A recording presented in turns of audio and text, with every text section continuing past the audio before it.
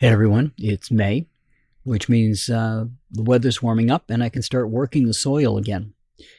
So projects for this year, want to put in a garden to help the bees and other insects in the area.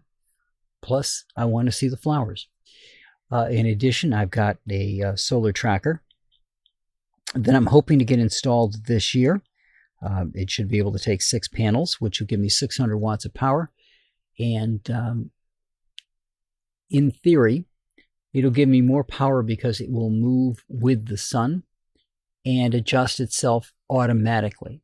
So if you remember my other panels that I've got, which will be adjusted this year, updated with the actuators so that I can move them up and down without having to go and physically move them up and down. Those 2 sets of panels will handle some of the sun, but this will allow the 6 panels to move with the sun.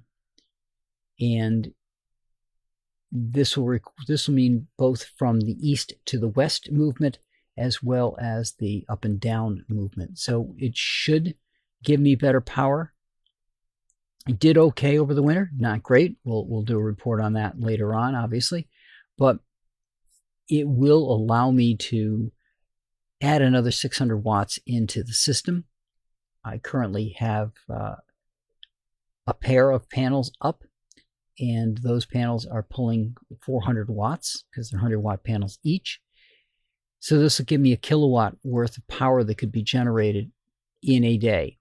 Again, the trick is going to be, what do you do when you have a bright sunny day and all this power is being generated and you've topped off your batteries? I have 12 kilowatts worth of battery storage in one unit.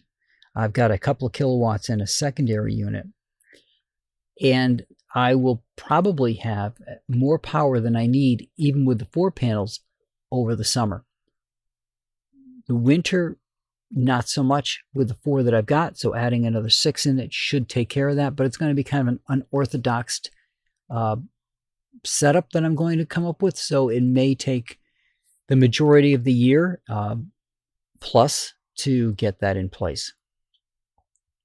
Secondary project, or tertiary project that I'm up to here, is going to be putting up a new structure over the feeders.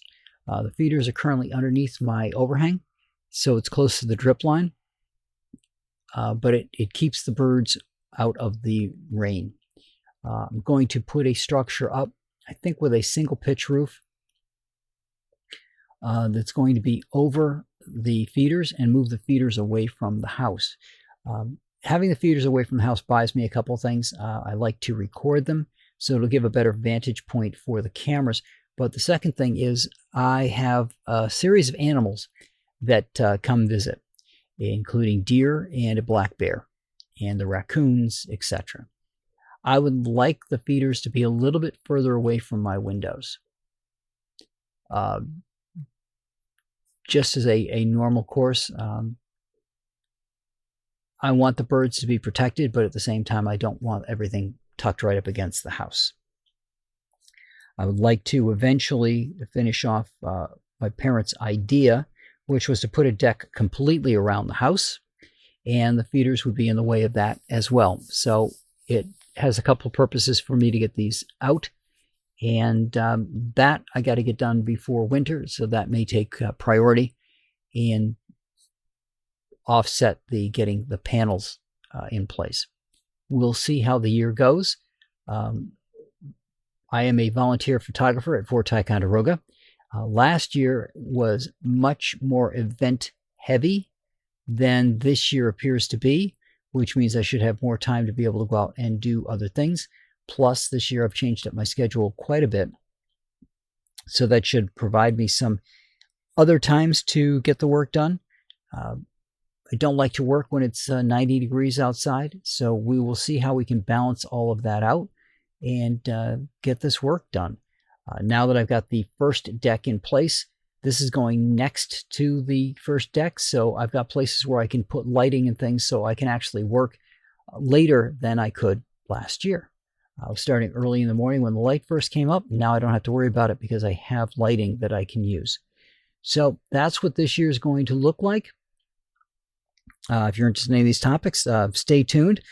There'll be other 3D printing projects, I'm sure, that are going to come up this year, as well as a few other small side projects or supplemental projects that I need to support what I'm doing, just like doing the 3D printing to put the covers over the actuators so that they get a little more protection from the weather.